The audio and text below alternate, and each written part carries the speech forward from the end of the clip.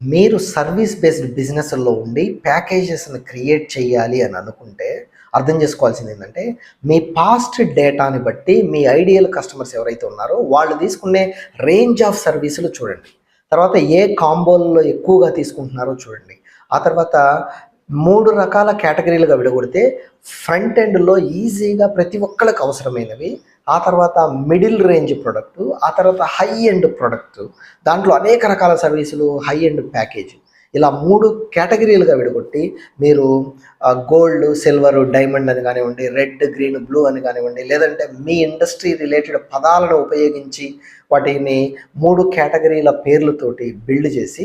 ఏదో ఒక ప్యాకేజీని చూస్ చేసుకునే విధంగా మీరు చేయగలిగితే, అప్పుడు మీ యొక్క సర్వీస్‌ని కేవలము ఒక సింగిల్ సర్వీస్ తీసుకొని దానికి కూడా బేరాలాడే సమస్యల్లోంచి బయటపడొచ్చు.